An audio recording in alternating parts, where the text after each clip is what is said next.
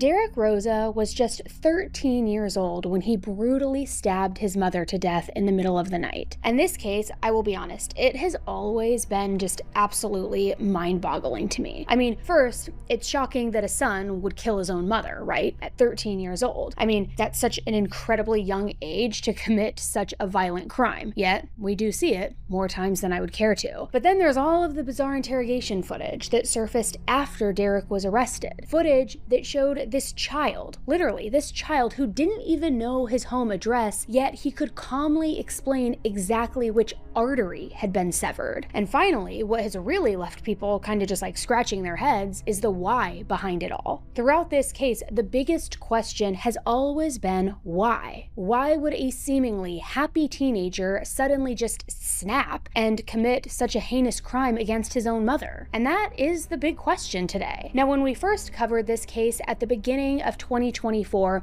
we took a deep dive into the interrogation footage and also into Derek's very eerie 911 call. But since then, there have been some major developments. It seems like the case has finally reached a resolution, though honestly, it's only raised more questions, with some people now even wondering whether Derek might actually be innocent in all of this after all. There is a lot to unpack here. So today, we are officially reopening this case. Now, as a quick reminder, in these reopened episodes, we revisit our original deep dive, and then we drop in all of the updates along the way, some new thoughts, new opinions of mine that have changed since the first recording. So you will maybe notice some differences in the audio because our audio equipment has changed over time, but the goal is to always bring you the complete story with a fresh new lens. So that's what we're doing today. So with all of that said, we are going to reopen Derek Rosa's case. Let's get into it and brace yourself, guys, because this is a wild one. I'm Annie Elise, this is 10 to Life, and let's jump right in.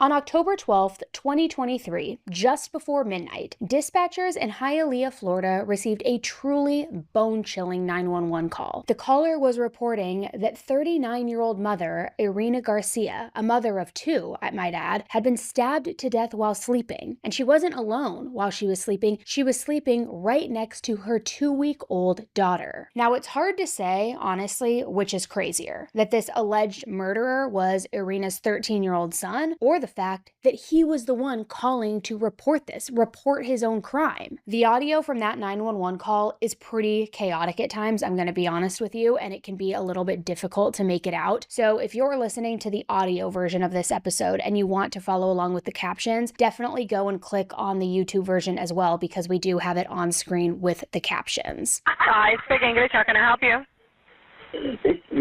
Can you bring the police over here where I live? What is your address? I don't know my address. Are you by yourself with your mom?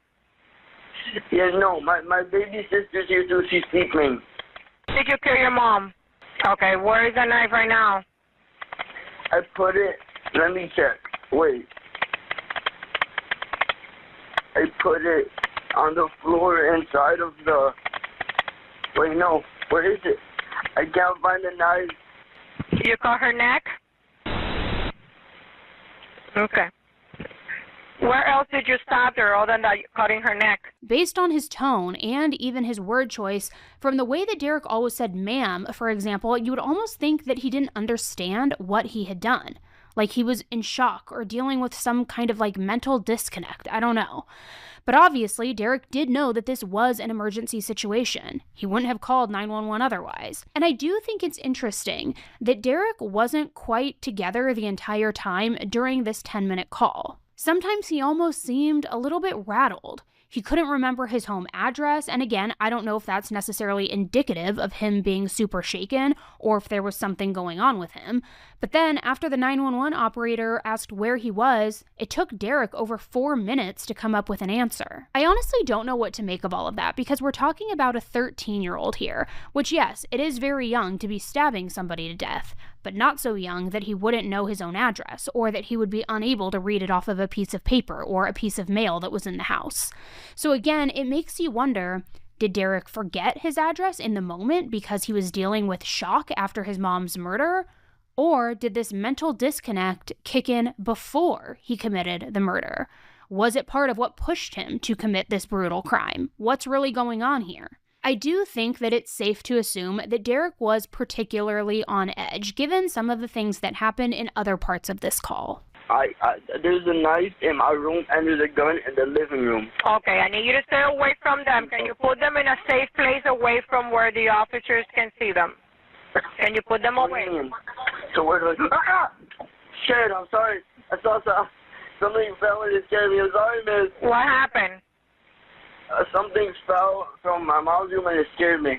Something put the knife in, fell from what, sir? It was, she has a lot of handbags and one of her handbags fell. Okay, not a problem. I need you to put everything away, okay? I don't have anything in your hands. Okay, but can I have my phone in my hand? You can have your phone in your hand. Yes, you can. Now, the whole conversation was like that. Derek was all over the place, and he also told the operator that he was worried about his baby sister. So the dispatcher told him not to have anything in his hands when the police came. But Derek was worried that the baby might start crying, and he would have to hold her, he would have to comfort her. Then he asked about his stepdad, Frank Ramos, who worked as a truck driver. He wasn't home that night because of his job, so Derek was worried that Frank would come back to this crime scene without Derek there to explain what had happened, and the dispatcher had to reassure him that the police would handle all of it. It was like he was so concerned with all of these other things, not really concerned with the fact that he just murdered his mother. There was one topic that Derek was not willing to discuss at all, so much so that when it came up, he just completely changed the subject. Why did you do this to your mom? Can you tell me why? My stepdad telling my mom I could hear the phone. Okay, do not pick up the phone. Just stay with me on the line. Concentrate, okay? Stay with me. Do you need fire rescue? Are you hurt? No, I'm not hurt. I just have a little bit of blood on my hands and my... You have blood in your hands? Yeah. Miss, how did the police get here so fast? Because this is a life-threatening emergency, so we get to places fast. We're there to help you, okay? We're going to help you and your sister, okay? I'm standing here in the living room with the door unlocked. Should I lock the door? No, just leave the door unlocked. Just make sure you don't have anything in your hands. Ah! They're knocking. Do I open? They're knocking the door? Okay. Do I open? Stay with me on the line. Do not open. Do not open until I tell you to, okay? Okay, tell me when to open, miss. Okay, I just want to make sure that you have nothing in your hands. I only have my phone. Do I put my phone down? Okay, do not put your phone down until I tell you to. I just want to make sure that you have nothing in your hands, no guns, no knives. I don't have a gun or a knife. I put the knife in my room, and then the gun is in the living room. Miss, do I open? Okay, stay with me on the line. Do not open until I tell you to. Okay, miss, they're opening the door. Do not open the door until I tell you to, okay? They're opening it. They're opening it. They're opening the door? They moved the door handle and they said it was unlocked. That's fine. Do not open until I tell you to open the door. And to make sure that you have nothing but your cell phone in your hands. Miss, are they going to kill me? No, they're not going to kill you. We're here to help you, okay? We're going to help your family. So at this point, with Derek inside and the first responders right outside, the operator was acting as sort of the go-between between both of them. This way, the police could talk to Derek even if they weren't face-to-face with him yet. Eventually, she told Derek to go outside with his hands in the air, and Derek complied, the same way that he had been complying this entire time.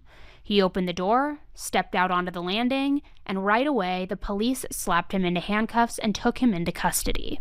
Afterward, they searched Derek's apartment, and it was exactly like what he had described on his phone call. They found a 12-inch long kitchen knife. It had a purple handle, and it also had a broken-off tip. And this knife was absolutely covered in blood. And I'm not talking about a couple droplets here and there or droplets on the edge. It was like if you had grabbed a knife, dipped it in a bucket of blood, and then pulled it out. That is what this knife looked like. So it was pretty clear that this was the murder weapon. Derek's mother, Irina Garcia, was there lying on the ground next to the bed, and she had been stabbed over 40 times. There were slashes on her face, her neck, her torso, her back. Literally, the only part of her body that had not been cut was the back of her knees. That is how brutal this crime scene was. So it's no surprise that she was pronounced dead at the scene just as soon as the medical services team arrived and were able to look at her body. Now, Irina died pretty young too. She was just 39 years old, and she and her husband had just moved into this apartment about a year before, and even though they hadn't lived there for very long, Irina made a huge impression on her neighbors. They knew her as somebody who was always quick to smile and have a friendly chat with anybody that she bumped into. Just a really warm and loving person. And if you look at the photos from her during her pregnancy, you can see how excited she was to become a new mom again, and how much she already loved that baby. There's so many snapshots of her cradling her belly, her long blonde hair framing her face. She was just glowing. Honestly, as cliche as that sounds, she truly was. She looked like a literal angel. Now, speaking of the baby, her name has not been released to the public, which makes sense because she was only 2 weeks old at the time that her mother was murdered. And in a horrific detail, she was actually in the room when her mother was killed. She was lying in her crib. Thank God, though, she was not hurt. Now let's go back to Frank, Derek's stepfather and the baby girl's dad. Since he was still out of town for work, the authorities contacted Irina's mother as soon as they had Derek in custody. They asked her to come and take care of the baby until they could sort out what was going on and until Frank got back in town. And in order to get a handle on exactly what went down, police sat Derek down in an interrogation room to see if he could help them sort out what was going on here, help them make sense of all of this. But they didn't get that.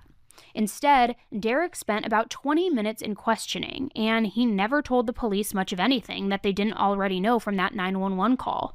In fact, his body language and the words that he used were almost a little confusing.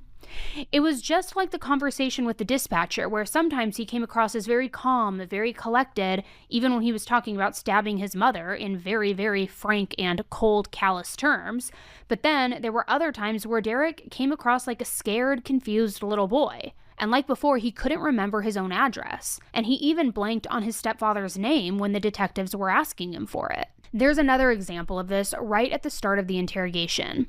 The police had him sign a bunch of paperwork where he waived his right to a lawyer and said that he consented to be questioned. And it was clear that he didn't understand some of these forms, and the police had to go on and explain what was going on, what was happening, what these forms were, and what the purpose was. Okay, now read this whole paragraph.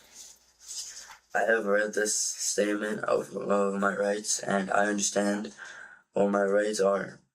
I am willing to make this statement and answer questions. I do not want a lawyer at this time. I understand and know what I'm doing. No promises or threats have been made to me. No pressure or coercion. Coercion, that's that we're forcing you to do something. Okay. You understand? Whatever you're doing on your own voluntarily basis, making an educated decision for yourself, okay? Okay. Keep on. Coercion of any kind has been used against me. Okay. Now, we are investigating an incident that happened, where you called police, okay? Before we ask you any questions, we want to make sure that you know this. And if you want a chance to explain yourself, the only way that we would be able to take your statement is if you agree to talk to us without the presence of an attorney. If you do, go ahead and sign right here. What's that attorney? An attorney is someone that can represent you in legal matters. Okay? Now that part, it really does have a lot of people saying kind of like, hold up here. Derek clearly did not fully grasp what was happening. He was asking questions about basic definitions. So I mean, was he really knowledgeable enough to make a decision as big as whether or not to speak with police in a murder investigation? And let's not forget, Derek was only 13 years old. So because of this, some people are arguing that he never should have been interrogated alone in the first place. and that a parent, a guardian, or at the very least, a child advocate should have been present during the interrogation. But then, later, when it came time to talk about the murder itself, Derek just very calmly explained what happened. Again, he was not ruffled at all, even when the conversation became pretty disturbing. I'm going to play you guys a couple of clips from the interrogation to show you exactly what I mean. Were you wearing the same clothes you're wearing now? Yeah, There's some red stains there. Is that blood? I think it is. Okay. I have a little bit of blood on my hands. And your hands too? Yes. Okay. Where exactly did you cut her? At first, I cut her right here. And her neck? It's like a type of vein that goes to your neck right here on both sides. And if Okay. you stab here, a lot of blood sprays out right Do you know what that's called? like an artery or something. An artery? Yeah. Okay. And you purposely went for the artery? When you cut it? Not purposely, I just went for the neck, but I hit the artery. Okay. Was there a lot of blood after? There's a big puddle of blood on the floor. Were you, do you communicate with people over the phone? Were you talking? Tell me what happened tonight. Tonight, Yeah. well, at around like 10, I went to bed. Okay. My mom did too. Is that your regular time? Like, 9? yeah, Okay. You guys explain to me about the apartment. You have your own room? yes. And your mom? Yes, she has her own room. She has her own room. And your sister? She stays in the same room as my mom. Stays in the same room with your mom. And tonight, who was all there? Me, my mom, and my sister. Okay. So you went to sleep around 10. Yeah. Okay. And then what? I woke up. You killed her? All right. What type of knife was it? Do you know? It was a big size kitchen knife. That big? Yeah. What color was the handle? Purple. Purple? Yes. Okay. But then they turned their focus away from the hows and shifted it to the whys. And Derek once again basically avoided the question. Why did you stab your mom? I go to the bathroom before I answer that. Yes, of course, of Give me course. 1 second. You want to take him through the, Have patrol taken. yes, have patrol take him. So you were about to tell me the why. Why did you kill your mother? Do you know? If I have to say it now, Yeah, get it off your chest, absolutely. we can only for a lawyer. Okay, at this point, you want a lawyer? Now, I think that this is really interesting because this was the third time that somebody asked Derek why he did it, why he murdered his mother. And it's the third time that he just completely sidestepped the question. He wasn't hiding the fact that he did it. He wasn't hiding the fact that he murdered her at all, but he kept dodging the question of why. This was a kid who turned himself in. He voluntarily, in detail, talked about exactly how he stabbed his mother to death. He got graphic. That was all worth sharing, but now his motives weren't worth sharing? What was going on here? It's so weird and truly confusing, and it really makes me think that whatever he was thinking, and for whatever reason he did do it, there's gotta be some story there. So from there, they decided the only thing they could do was the next best thing, and that was to take a look at his history instead. Because, maybe something from his past could explain why he'd not only killed his mother, but why he did so in such a gruesome and violent and shocking way. But when they started digging, instead of getting the resolution and the answers that they were hoping for, everything they learned about his background just sort of confused them even more. Because Derek didn't come across like a murderer at all. He was a good kid. He didn't have a criminal record or any kind of history of getting into trouble at all. He was also very, very smart, which you might not guess from how much he struggled to even remember his basic information, like his home address or what an attorney was. But Derek always got A's, always got B's in school, and in fact, he was an honors student. He also always helped out around his house, and he always got along with his mom, until he didn't. His neighbors regularly saw him helping his mom carry groceries into the apartment after trips to the store. They never overheard any fighting or even got the impression that there was any real tension in the family either. And in fact, one neighbor gave a statement to the press, which was in Spanish, but when you translate it to English, she said, "I was shocked, just shocked by the news. I don't know what could have happened." There also have never been any sort of domestic disturbance calls to his apartment, no sign that Derek's mother or stepfather were abusive or that he had gotten into any sort of violent arguments with them in the past. I mean, I could go on, guys, but you get it. There was nothing whatsoever in Derek's background or history that indicated that he was the sort of person who could commit a murder or would have a motive to commit a murder. It was like this stabbing just came out of nowhere. Derek's biological father, Jose, completely agreed when he was interviewed. He couldn't possibly fathom how or why Derek would do this. I can't even process what you're saying about him stabbing his mom. I can't believe that. That's not Derek. You sure there was nobody else in the apartment? Again, the investigation is still early. We're gonna get all those answers for you, okay?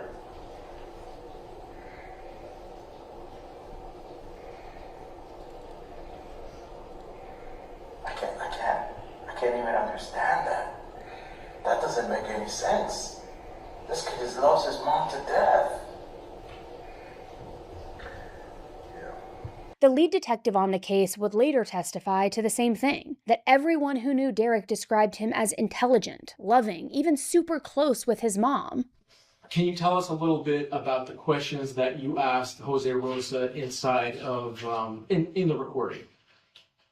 I asked him, if he had any psychological issues that he's been treated for, which he said no, as far as what type of a student he is, what type of a person he is. He said that he's very intellectual, family-oriented, got along great with the victim.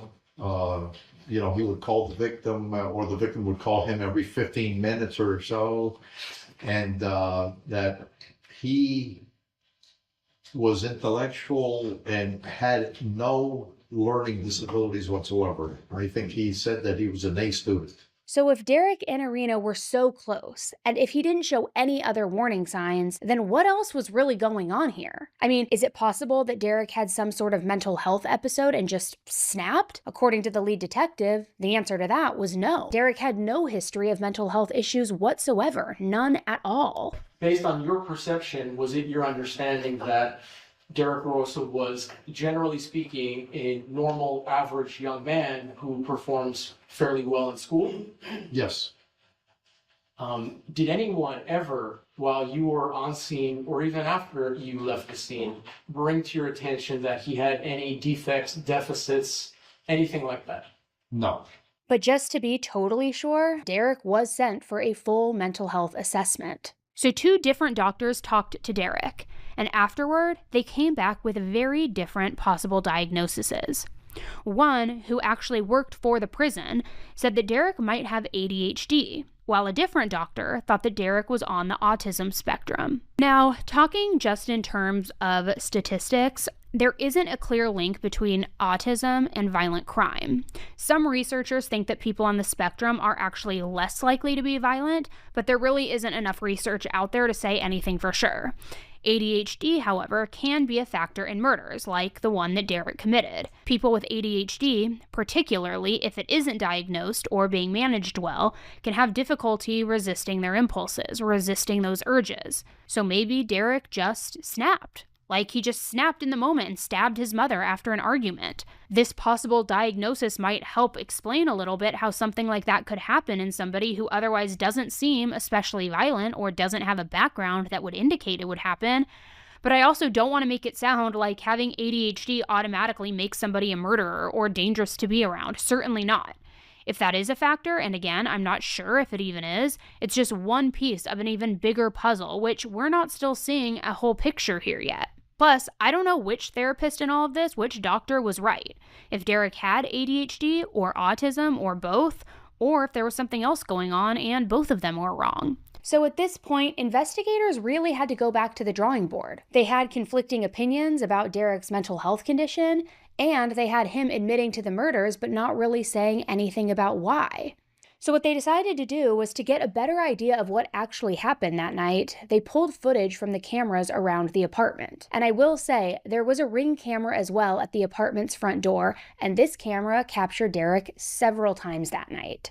Both of these clips were from a few hours before the stabbing, and the footage showed Irina sitting in a chair by the front door with her new 2-week-old little baby girl. Derek opened the door, went outside, and as he went out, he had an exchange with his mother. The exchange was in Spanish, so I'm going to read a translation of their conversation for you now. Irina said, "Don't run." And then Derek sort of paused and looked back into the house at her, and he replied, "Why do you always tell me don't run?" And okay, fine, maybe it wasn't the friendliest exchange, I don't know, but nothing here sounds high stakes enough that would warrant him murdering his mother later that night, certainly not. Then, the Ring camera filmed him again. This was when he came back home a little while later, but it doesn't look like too much time had passed because Irina was still sitting in the same spot. Now, this was the last time that the front door opened, and it was the last time that the Ring camera was activated, until close to midnight when the police arrived. But even so, we don't need to see any more Ring camera footage to know what happened next, right? Because later that evening, Irina went into her bedroom, which also functioned as a nursery. Her bed was next to the crib, and Irina had the newborn baby in her arms. The baby monitor turned on, and then at around 10:23 p.m., it filmed Irina lying in bed, cuddling with her daughter. But at some point after that, she put the little girl in her crib and then went over and fell asleep. Then, 37 minutes after that, a figure came into the room, and again, the baby monitor captured everything. That shadowy figure stood over Irina as she lay asleep, just completely defenseless. And then while she was still asleep, he stabbed her. He stabbed her over 40 times. It was just like what he said in his confession. At one point, she woke up and began screaming, but even this didn't stop Derek or slow him down at any point. He just kept stabbing her until she was dead. And we also know what Derek did next, what he did after he murdered his mom, because he began documenting the entire crime on his own. First, he took photos of his mom's body, and then he took a selfie of himself with bloody hands. He was sticking his tongue out and flashing the rock on or the devil horn sign with his hands, with his red, just sticky, bloody covered fingers. I mean, it is truly haunting and disgusting to think about. It's also not something that you would expect from that scared-sounding little boy who called 911 and just sounded so calm. I don't know, it's like Derek's personality changed every couple of minutes over the course of the night. 1 minute he was sad, he was terrified. And then he was taking these pictures where he was basically showing off, almost proud that he just murdered his mother. I don't know which of these moves was supposed to be the quote-unquote real Derek, but in either event, pretty disturbing. And one thing I do find interesting is that after Derek snapped all of those photos, he sent 3 of them to a friend. Specifically, 2 photos of his mom's body and that selfie that he took. He fired them off on his phone to his friend. So again, even with this huge, long trail of digital information showing basically every single beat of the crime, there was no real clarity around why Derek did it. He wasn't fighting with his mom before he stabbed her. She was asleep. She was asleep for the night. He also didn't seem to be in any kind of danger where he might have thought that he needed to defend himself for some reason. And even though it does sound like he was confused and not all there on the night of the murder, the psychiatrist didn't seem to think that there was a clear-cut psychological explanation either. At best, you might guess that he was feeling extra impulsive thanks to the undiagnosed ADHD, but we know that that's not an explanation on its own. It's all just very, very bizarre. But I do think that it is safe to assume that the murder was premeditated. I don't think that Derek just woke up with this sudden urge to stab his mother to death, stab her over 40 times. And the reason that I say that is because I'm basing that off of something that an investigating police officer said during one of Derek's hearings after his arrest. So on October 12 at 6 p.m., he did make searches on Google. Okay. He typed in the word, the carotid artery image diagram. What is the best place to stab someone? Is a small knife good for killing? Now, for a little context, those searches were all from the day of the murder. And like he said, all of them were around 6 p.m. But Derek didn't actually stab his mother until 11 p.m. So that means that he was planning this for at least 5 hours in advance. And during those same hearings, one other piece of information came out that might maybe explain Derek's motives a little bit better. Apparently, Derek told the police that while he was stabbing his mother, he used a homophobic slur against her. In our last deep dive, I was thinking that maybe Derek used that slur towards Irina because she was bisexual or interested in women, that maybe he, disapproved of that, and that somehow that factored into his motive. But since then, I've learned that when that word is used toward women, it usually has absolutely nothing to do with sexual orientation at all. It actually translates more closely to like calling them a bitch or a coward, which honestly, that just kind of sends my mind spinning a little bit, because why would he call his mom a coward? Was there something happening behind the scenes? Something Derek felt that she wasn't doing enough to protect him from? Could that be a clue as to the real motive in all of this? Or, I don't know, am I just reading too much into it and he was just blurting out whatever swear word came to his mind in that moment without it having any sort of deeper meaning at all? But with what the police did know, which was basically everything except his motive, they decided to charge him as an adult for first-degree murder. And because Derek was being treated as an adult, that meant that he had to be transferred from the juvenile facility where he was being held for those first 2 weeks after his arrest over to an adult facility. To hear it from Derek's attorney and the mental health professionals that they hired, Derek thought about a lot after he was admitted into the adult facility, but other prison officials actually tried to make it sound like he was doing well there. When Derek's lawyers asked for a hearing to talk about moving him back to juvie, one prison official came out to the courtroom and said that Derek was flourishing. So then, after no fewer than 6 weeks of debates in the courtroom, the judge did end up deciding that Derek was going to have to stay in the adult facility, Metro West. He's going to have to stay there until his murder trial begins. In other words, Derek's defense team lost, at least in their efforts to get him back into a youth facility. And that was pretty surprising considering who Derek's head lawyer was, because he was being represented by none other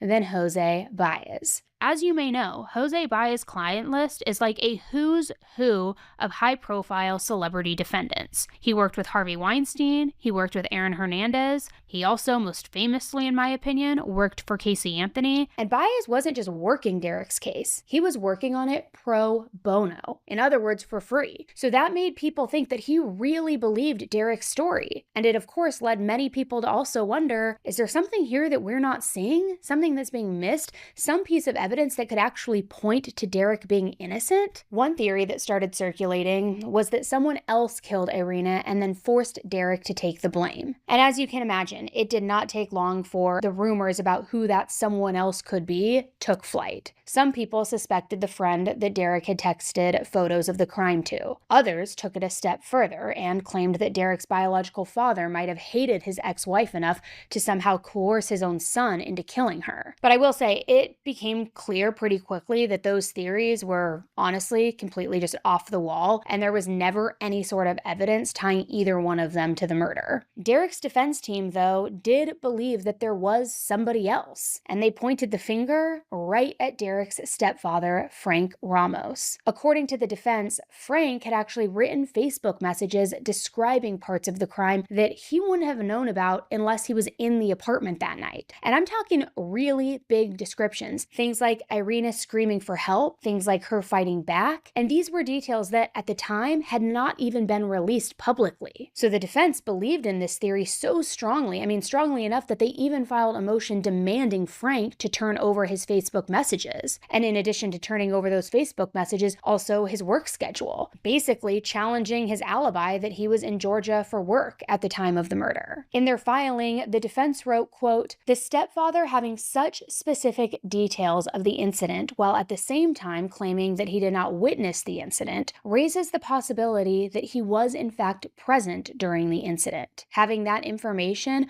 before there was a single police report finalized is extremely concerning." And as you can imagine, that filing, it just kicked the rumor mill online straight into overdrive. Some people even pointed out that Frank seemed to move on romantically to a new partner pretty quickly after Irina's death, which that of course only added fuel to all of the speculation about him. Now you might be thinking, okay, wait a second, Annie, how does the defense's theory make any sense if we have baby monitor footage of Derek standing over his mother with a knife? Well, according to the defense, that image doesn't actually show Derek at all. They argue that the person seen on that baby monitor is heavyset, wearing a short-sleeved, light-colored shirt, while Derek is slim. and was wearing a long-sleeved navy blue shirt. Basically, they were saying that the video showed somebody else entirely killing Irina, and that somebody had coerced Derek into falsely confessing. But the prosecution, they weren't having any of that. They fired back saying, look, there is absolutely no credible evidence linking anyone other than Derek to this crime. That includes Frank. In fact, the evidence that they did have showed that Frank was indeed in Georgia at the time of the murder, just like he said he was. The prosecution also filed a motion of their own during all of this, one where they asked the court to allow evidence from Derek's internet history to be shown at trial. Because according to prosecutors, on the day of the murder, Derek had shared a very graphic video of someone taking their own life. He shared this with a friend, and he even laughed about it and described it as hilarious. The prosecution argued that this demonstrated Derek's unhealthy fascination with blood, death, gore, and that it showed that he enjoyed violent imagery. So to reinforce that point, they also brought up Derek's obsession with the horror franchise Friday the 13th and how he had planned to dress as Jason for Halloween. Which I have to say, I understand the argument with that, but also I think somebody who has a fascination with horror or true crime, for that matter, any of us could then, in the prosecution's eyes, be capable of murder. And I don't think that those two things necessarily go together. That's just my opinion. So then in November of 2025, we were hit with another shocking update in this case. Remember, a huge reason why Derek was getting so much attention from the public was because he was being represented by Jose Baez. But then suddenly, Baez completely withdrew from the case entirely. And in a social media post that he, put up, he said that despite having already spent over $1 million of his own money on Derek's defense, he was throwing in the towel. He said that the judge was placing impossible demands on the defense team and that he just couldn't do it anymore. Which honestly, I have to say, that surprised me. It truly did, because he is no stranger to difficult judges or high-profile, high-pressure cases. If there's one thing we know about him, it's that he is not afraid of a challenge, no matter how guilty his client may be. So for him to walk away from this, it kind of made me wonder if he withdrew not because he didn't like the judge's demands, but because he realized that Derek didn't have a shot. But Derek's new lawyers ended up saying the exact same thing about the judge, the same thing that Jose did. In fact, in late 2025, they filed 2 separate motions demanding that the judge be removed from the case, saying that he was hostile, he was biased against Derek. However, both motions ultimately were denied. Now at that point, the defense shifted their strategy. If they couldn't get the judge removed, the next best option was to get all the evidence against Derek removed. So they filed a motion to get several key pieces of evidence out, including Irina's autopsy photos, Derek's interrogation footage, and even parts of the 911 call. They wanted all of that thrown out before the trial. I believe that anything to do with anything that is outside of Derek Rosa's statements, and we agree that the statements that he made, he did initiate the call, he made excited utterances, and he made statements that perhaps we cannot overcome a legal objection. However, anything else relating to his baby sister in that room is highly prejudicial and inflammatory, and it's really irrelevant. Any other statements that the operator made would also be objectionable. His statement. Yeah. How so? Objectionable in what fashion, ma'am? As I said, because they led to inflammatory information that has no relevance in this case. For example, testimony, or not testimony, but him answering about a 14-day-old child in that room has nothing to do with the investigation. As for the interrogation footage specifically, the defense argued that Derek wasn't able to understand his right to remain silent or his right to an attorney. They said that he was simply too young, too distressed, too overwhelmed to make an informed legal decision at the time that he was questioned. Once again, though, the judge ruled against the defense. He denied the motion, and he allowed all of that evidence to be admitted at Derek's trial. By this point, all of the legal drama was really piling up. All that evidence was going to be allowed into the trial, but everyone was still waiting to see whether the defense would be granted access to all of the additional information related to Frank. The defense had also hinted at the possibility that DNA belonging to someone other than Derek might be found on the knife that was used to kill Irina, but they said that they were still waiting on the final lab results. And then, just days before all of that waiting was finally set to end and Derek's trial was set to begin, everything changed. changed. In a move that stunned just about everyone, Derek's defense team, the same team that had been loudly proclaiming his innocence and shifting the blame onto Frank, they announced that Derek had accepted a plea deal. On January 16th of 2026, Derek, who is now 15 years old, pleaded guilty to second-degree murder. The second-degree murder of his own mother. Now, you were indicted by a grand jury for first-degree murder. The state and your lawyers have worked out an arrangement where your plea here today would be to the charge of second-degree murder. And they have proposed that they're going to ask me, if you plead guilty to that charge, to sentence you to 25 years in the Florida State Prison with all credit for time served. That will be followed by 20 years of probation. Okay? Do you understand this plea? The 25 followed by 10 and 10? Yes, Your Honor. Okay. Has anybody promised you that something different than that was going to happen if you pled guilty? No, Your Honor.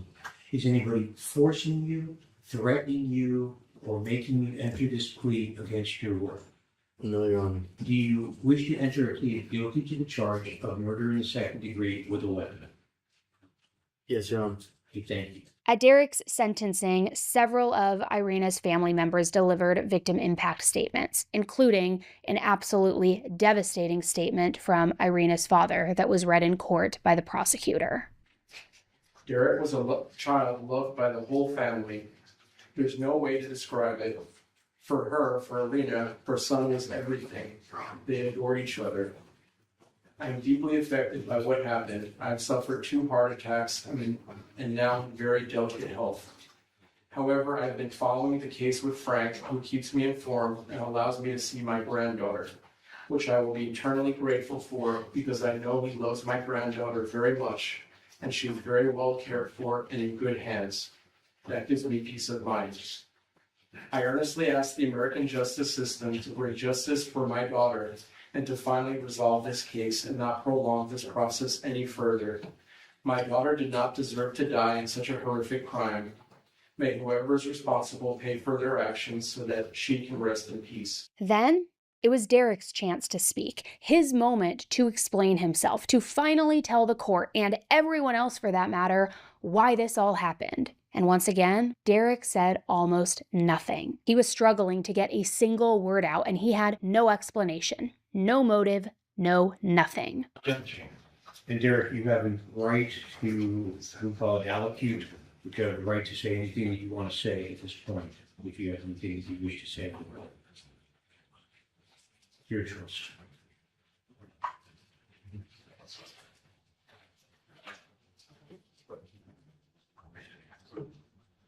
I'm sorry. That's it, Your Honor. After the plea, Derek's lawyer put out a statement explaining that Derek accepted the deal not because he was guilty, but because it was the only way to get him out of the adult jail facility he was in and into a safer environment. Because under the terms of the plea agreement, Derek would be set to be transferred to a youthful offender facility until he turns 21 years old, then sent back to the adult prison for the rest of his sentence. But I'll be honest, I don't know that I completely buy that explanation. I mean, in my opinion, it looks more like the defense was running out of options a little bit. Their star attorney had withdrawn from the case. They couldn't get the judge removed. They couldn't get the evidence thrown out. They had thrown all these things to the wall, hoping it would stick, and nothing did. So the truth is, too, like at the end of the day, the evidence seemed overwhelmingly stacked in favor of Derek's guilt. So to me, it seems like the defense just wanted to cut their losses and accept a deal. But here's the thing, through all of this, the biggest question of all is completely still unanswered. We still don't know why Derek did this. And now that he's been sentenced, we've likely gotten all of the answers that we're ever going to get in this case. Yet somehow it still feels like we're not any closer to understanding what actually happened that night. On one hand, the crime itself was so brutal, so intense, and so personal, Derek ignored the baby entirely, which, thank God, but then targeted his mother, only his mother. And 46 stab wounds, I mean, to me, that suggests extreme anger, extreme resentment, and emotional turmoil that is directed at one specific person. There must be a reason for that, or something that happened deep inside of him that, made him want to do this. But yet, just minutes later, after stabbing his own mother 46 times, he just calmly called 911 and turned himself in. He never even tried to hide what he did. He gave a full confession, and he described the murder in graphic detail. But then when it came to motive, he just shut down completely. Not once, but every single time he was asked. Now, I will say that I agree that Derek wasn't really in a state of mind to be interrogated, and I do wish that he had been allowed to have his father or his grandmother or a child advocate in the room with him, given just how young he was. But still, why did he freeze up specifically when asked why? Is it because there is no answer? There is no why? He was truly just obsessed with blood, gore, and death, so there's no explanation? I don't know, because his reaction, it tells me that there is something there, some reason that maybe he's embarrassed about or is afraid to say or maybe just can't find the words for. Plus, there's the fact that so many of the obvious explanations, abuse in the home, a mental health crisis, ongoing conflict with his mother, those have already been ruled out. So with all of the logical motives out of the question and Derek still holding something back, I can understand why people have wondered whether someone else might have been involved in this, someone that maybe Derek is covering for. But I also will be honest, at the same time, I don't think that the evidence supports that theory. Everything we know suggests that his stepfather really was out of state at the time. And as for the claims that Frank moved on too quickly, that whole thing is based on photos that were later revealed to have been taken years before he even met Irina. So by all accounts, Frank, he seems totally innocent. He's also been described as a very devoted father to the baby girl that Irina left behind. He seems like someone simply just trying to move forward after an unimaginable loss. So this is one of those cases where even with a ton of updates since our last deep dive, we still are left with so many of the same questions that we started with. And sometimes there aren't any clean explanations or, satisfying endings or resolutions to where you feel like you understand or have a better understanding. And I feel like this is definitely one of those cases. What I do know is that no matter how you look at this case, this story is absolutely heartbreaking. A young mother, only 39 years old, who had just given birth 2 weeks earlier to her baby girl, who was looking forward to this lifetime of raising her children, was violently murdered by her own child. A 2-week-old baby is now left without her mother, and a 13-year-old boy sitting in a jail cell, well, now 15 years old. There really are no winners here, and hardly any real answers. So I'd really love to hear what you think about this case. Do you see where the defense was going with the stepfather theory? Or do you believe that this was entirely Derek? And if it was, why? What do you think could have driven him to do something like this? Something so callous, so brutal, so personal. Let me know your thoughts in the comment section on YouTube or the Q&A section on Spotify. And before you go, don't forget to hit the subscribe button on YouTube or the follow button if you're listening to this on your podcast app. I'm Annie Elise, and as always, thank you for tuning in to another episode of 10 to Life. Until the next one, stay safe. Bye.